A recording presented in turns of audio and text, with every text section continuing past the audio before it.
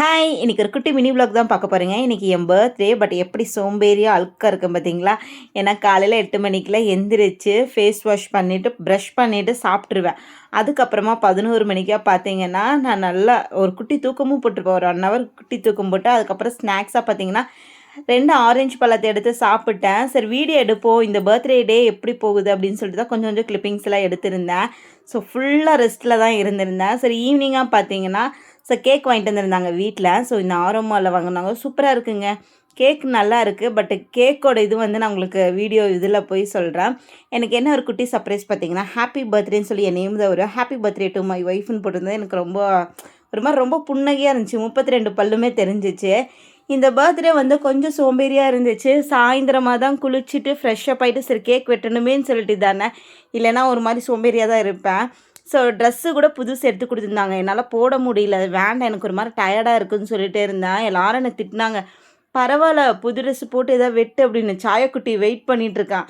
எப்படா கேக் வெட்டுவீங்க அப்படின்னு சொல்லிட்டு சாயக்குட்டி வெயிட் பண்ணிட்டுருக்கான். ஸோ கேக் வெட்டினோம். என்னால் பேலன்ஸ் பண்ண முடியல. அந்த விரலெல்லாம் ஒரு மாதிரி வீக்கமாக இருந்தங்காட்டிக்கு எனக்கு வந்து கேக் வெட்ட முடியல. மேலே இருக்க லேயர் கூடமே கொஞ்சம் சரியில்லை. ஸோ அதனால் என்னால் சுத்தமாலுமே கேக் வந்து பிடிச்சி கட் பண்ண முடியல. ஸோ எப்படியோ ஒரு வழியாக கட் பண்ணிவிட்டேன். அப்பா வந்து தூங்கிட்டார். ஸோ அப்பாவையும் எழுப்பி நான் அப்பாவுக்கு ஒரு வாய், அம்மாவுக்கு ஒரு வாயின்னு சொல்லிட்டு எல்லாத்துக்கும் ஒரு வாய் கொடுத்தேன். எனக்கு என்னென்னா இந்த பர்த்டேயில் பார்த்திங்கன்னா ரொம்ப எப்போவுமே ஒவ்வொரு பர்த்டேக்குமே நல்லா கிராண்டாக கொண்டாடுவோம்.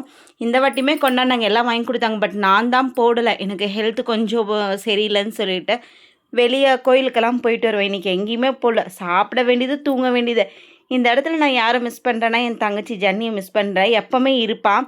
பட் எனக்கு ஹாஸ்பிட்டலுக்கெல்லாம் அவள் வரங்காட்டிக்கு என் பர்த்டே அன்றைக்கி அவள் இருக்க முடியல. ஸோ அதனால் அவளை ரொம்ப மிஸ் பண்ணுறேன். பட்டு மற்றபடி எல்லாருமே இருந்தாங்க. எல்லாருமே என் பர்த்டேக்கு என்ன வேணுமோ எல்லாமே எடுத்து கொடுத்தாங்க. அதெல்லாம் என்னால் வீடியோ ஷூட் பண்ண முடியல. சரி டே எப்படி போகுதுங்கிறதுக்காக தான் நான் கொஞ்சம் கொஞ்சம் கிளிப்பிங்ஸ்லாம் எடுத்துருந்தேன். ஸோ 4, 5 ஃபோட்டோஸும் எடுத்திருந்தோம். இந்த வீடியோ உங்களுக்கு பிடிக்கும்னு நினைக்கிறேன். பிடிச்சிருந்தா லைக் பண்ணிக்கோங்க. மறக்காமல் நம்ம சேனலை சப்ஸ்கிரைப் பண்ணிக்கோங்க. ஏன்னா நீங்கள் சேனலை சப்ஸ்கிரைப் பண்ணால் தான் நம்ம சேனல் க்ரோத் ஆகுங்க. இனிமேல் ரெகுலராக வீடியோஸ் எல்லாம் வருங்க.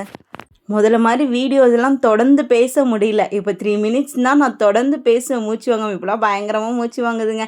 ஸோ இது வந்து நான் மெமரிஸில் இருக்கணுங்கிறதுக்காக தான் இந்த வீடியோஸ் எல்லாம் எடுத்திருந்தேன். ஏன்னா எப்படி போகுது அப்படின்னு சொல்லிட்டு இத்தனை வருஷத்தில் இந்த வருஷம் தாங்க ரொம்ப சோம்பேறியாக எனக்கு போச்சு. பட் மற்றபடி எல்லாருமே சூப்பராக செலிப்ரேட் பண்ணியிருந்தாங்க. எல்லாமே வாங்கி கொடுத்தாங்க. அதெல்லாம் உங்களுக்கு காட்ட முடியல. இந்த வீடியோ உங்களுக்கு பிடிச்சிருந்தா லைக் பண்ணிக்கோங்க. மறக்காமல் சப்ஸ்கிரைப் பண்ணிக்கோங்க. பாய்.